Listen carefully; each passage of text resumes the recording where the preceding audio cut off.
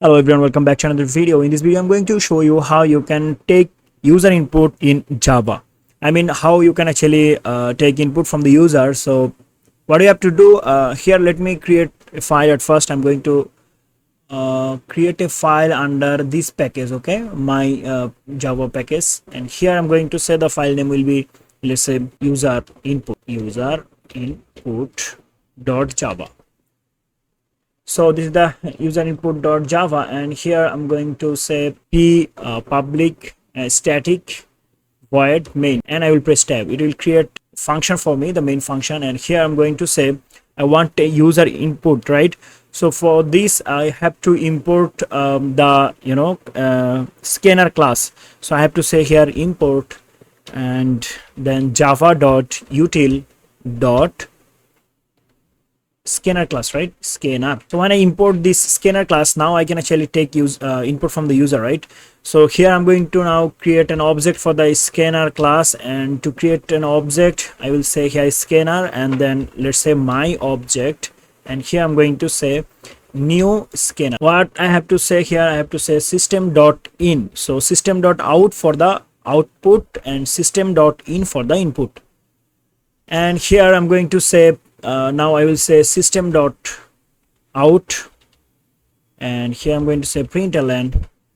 Here I will give a prompt like enter your name, okay, enter your name here.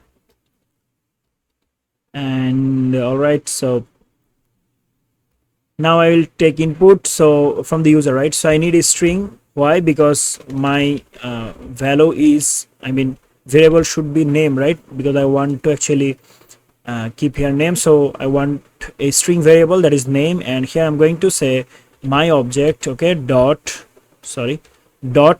and now for the string we have to use nextLine. And here now our name is containing a string value from the user. Now we want to actually println to actually show the output. So I will say out println. Here I'm going to say your name is, okay, your name is class name.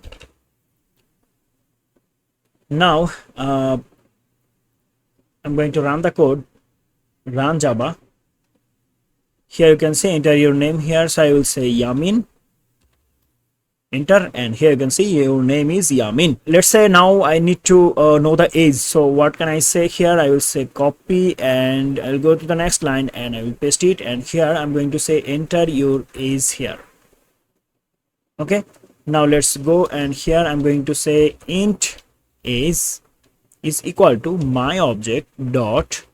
Now I will say next int. Why? Because now I need to know the, I mean, now I need integer input, because my variable is integer, right? Integer type variable. So here I have to use a function that is called nextInt. For the string we have next line. For the float we have next float. Okay, so I'm going to actually copy it once again, and I'm going to paste it here, and I'm going to say age. Your age is, okay, your age is, I will use here backslash t, okay, for the tab, and here also backslash t for the tab.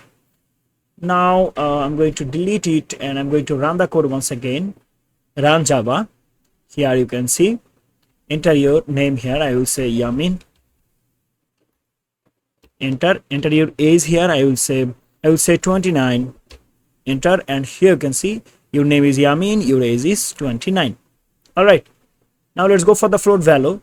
So I will say your CGPA. I'm going to copy it once again, and I'm going to paste it here. Here I'm going to say enter your CGPA here, CGPA.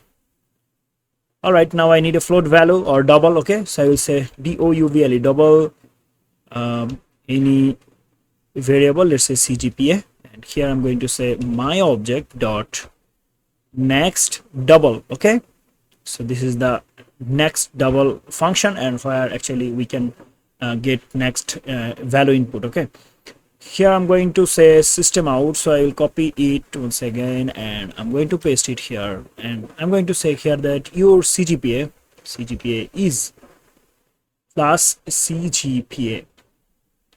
Now run the code,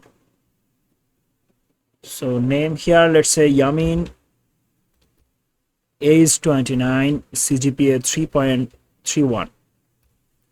All right, here you can see your name is Yamin, age is 29 and CGPA is 3.31. So this is how actually you can take input from the user. I hope you understand. Thank you so much for watching. See you in the next video. Till then, goodbye.